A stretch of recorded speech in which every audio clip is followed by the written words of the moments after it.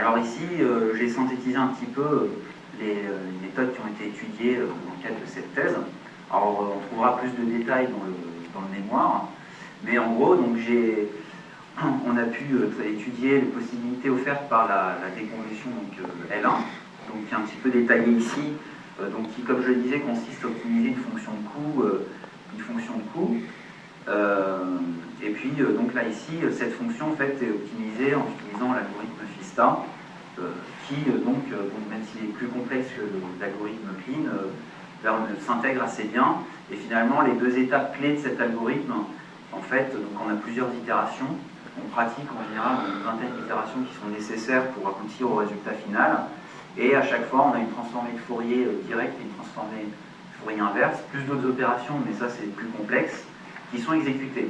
Donc finalement, une complexité n log de n, où n c'est le nombre d'échantillons qu'il y a dans le signal. Et puis il y a une autre méthode qui a été étudiée, c'est que, donc en fait, quand on utilise juste la déconvolution L1, finalement, c'est ce qu'on a appelé la déconvolution directe, où en fait on connaît le noyau de déconvolution, et ici finalement on cherche à compenser les limitations de bande liées au signal qui est injecté lui-même. Donc c'est-à-dire que, par exemple, si on injecte une impulsion, il a une certaine largeur, et on veut une localisation plus fine que ça, donc on va faire appel à cette déconvolution directe pour compenser cette limitation. Seulement, en fait, il y a aussi divers phénomènes qu'on trouve. Il y a la bande passante limitée du réseau, il y a aussi le système de mesure lui-même qui montre des limites. Et seulement là, en fait, on ne connaît pas, donc ça crée une distorsion, donc un filtrage, mais qu'on ne connaît pas exactement, on ne le connaît pas exactement à l'avance. Donc pour ça, on a proposé en fait une méthode de déconvolution myope. Alors il faut savoir qu'il y a un état très vaste de méthodes de déconvolution myope ou aveugle, mais ce sont des méthodes la plupart du temps assez complexes, donc voire pour la plupart impossibles à embarquer. Donc là ici, on a choisi de faire un compromis entre la qualité du résultat obtenu et puis la complexité de calcul pour aboutir à quelque chose d'intégral. Et donc c'est la méthode qui est détaillée, comme je le disais dans le mémoire, qu'on a pu utiliser et qui permet d'affiner finalement par rapport à la déconvolution directe la précision de localisation. Alors comme on peut le voir sur cet exemple de mesure qui avait été fait sur un réseau en Y de mi-coaxial. Alors ici on avait choisi volontairement un cas extrême où les longueurs des deux branches L3 et L2 sont assez proches puisqu'on a 1,5 m et 1,2 m. Et donc en fait elles sont assez difficiles à distinguer. Alors on a un premier jet, donc finalement sans estimation, c'est-à-dire finalement avec la déconvolution directe, sans estimation du modèle de convolution, où on obtient la courbe en pointillé bleu. Alors on voit ici, donc on a L2 et puis L3, qui sont avec cette courbe bleue quasiment pas distinguables. Et le fait d'utiliser ici notre méthode de déconvolution myope permet d'avoir un noyau un petit peu plus proche de la distorsion réelle.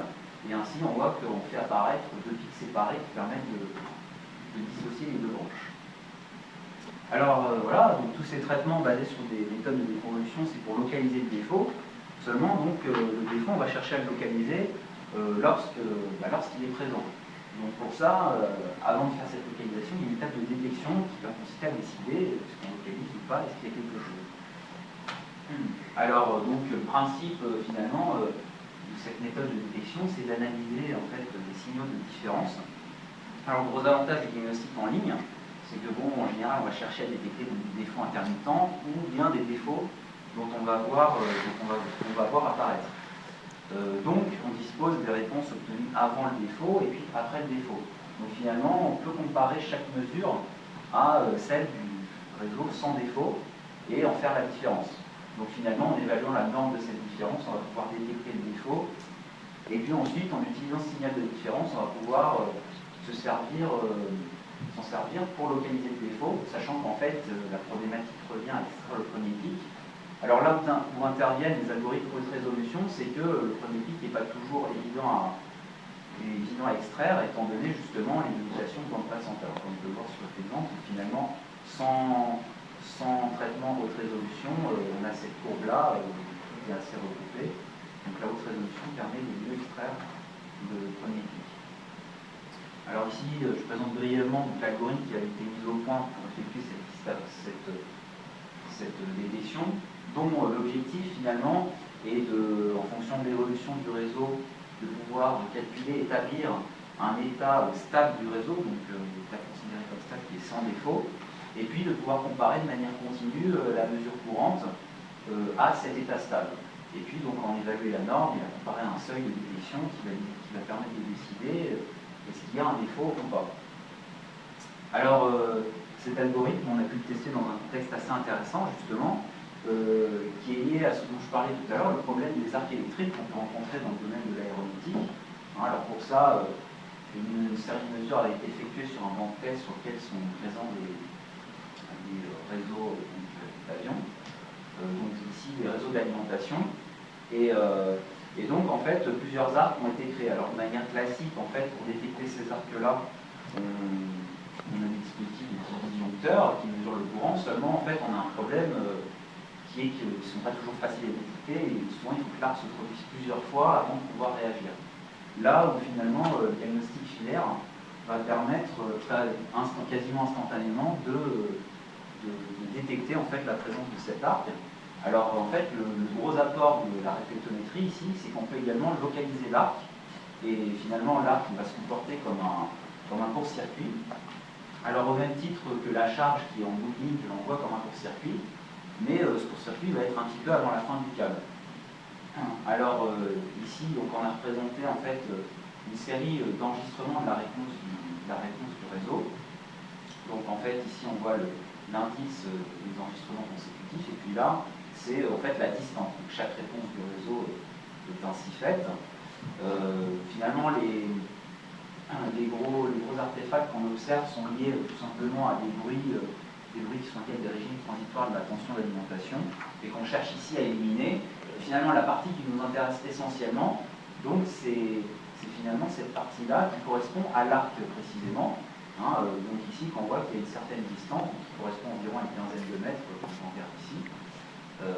Et donc, c'est la détection de cet arc-là qui va nous indiquer qu'il y a un problème. Sachant qu'en fait, ici, on obtient cette courbe-là en faisant la différence des signaux mesurés et de l'état considéré comme stable du réseau. Et puis donc, ce signal de différence, on en évalue la norme, et puis on la compare à un seuil qui est évalué de manière automatique en fonction du bruit. Donc ici, on a choisi de prendre un seuil qui est égal à 2 fois la variance du bruit. Et donc c'est comme ça qu'ici, on peut déterminer qu'il y a quelque chose qui se produit. L'enregistrer une réponse moyenne. Alors on voit ici un pic un petit peu plus important donc, qui est lié au bruit dont je parlais, qui est au régime transitoire de la tension d'alimentation, et qu'ici on va pouvoir facilement éliminer finalement parce qu'en fait on a une valeur aberrante de l'échantillon étant donné la norme très importante, l'énergie très importante du signal de différence. Et après avoir enregistré donc, finalement ce signal de différence sur une vingtaine comme ça d'enregistrements, on peut en faire la moyenne et puis s'en servir pour localiser et voir que finalement on a un pic, donc ce pic-là représente en fait le niveau de la charge de l'ampoule, et ici on a une singularité qui se trouve avant. Et cette information de localisation, on dit directement qu'il y a un problème avant la fin du câble, Alors dans cet exemple précédent sur la détection d'arc, je considérais qu'il y a une ligne simple. Seulement, on se trouve souvent dans des cas d'application où on veut diagnostiquer des réseaux complexes, donc avec un certain nombre de branches de bifurcation. Et finalement, quand on diagnostique ces réseaux complexes en injectant d'un seul point, ça nous conduit à un certain nombre d'ambiguïtés, puisqu'en fait, on ne peut pas forcément toujours savoir dans quelle branche est le défaut. Alors l'idée pour résoudre ces ambiguïtés-là, c'est finalement de diagnostiquer le réseau en plusieurs points, d'avoir finalement plusieurs points de vue de ce réseau. Alors bon, finalement, c'est ce qu'on appelle la réflectométrie distribuée, et puis c'est assez trivial comme principe, puisque donc, il suffit de se brancher tour à tour différents points du réseau et obtenir la réponse. Seulement ici, toute la problématique est liée au fait qu'on veut faire du diagnostic en temps réel, du diagnostic en ligne, détecter rapidement les défauts, que tout le monde ait la même vision. Et donc finalement, tous les modules qui sont connectés à lui vont injecter leurs signaux en même temps. Et donc, ce qui fait que du coup, au niveau de la capture aussi, on va récupérer une somme de l'attribution de tous les modules.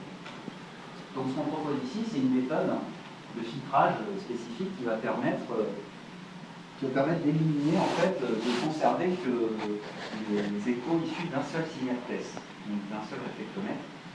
Et en fait, cette méthode s'appuie sur le fait que, à chaque, comme je l'ai dit, pour optimiser le niveau de rapport signal à bruit, on a une étape de moyennage. Donc jusqu'à présent, on faisait une simple moyenne, on avait une mesure consécutive consommée pour améliorer le rapport signal à bruit. Et ici, finalement, ce qu'on décide de faire, c'est de rajouter des coefficients de pondération qui vont finalement constituer un code propre à chaque réflectomètre qui est connecté au réseau. Et donc en choisissant de manière idéale ces coefficients, on va pouvoir ne conserver qu'une seule des contributions. Alors en fait, cette méthode-là, elle peut s'utiliser dans deux cas de figure.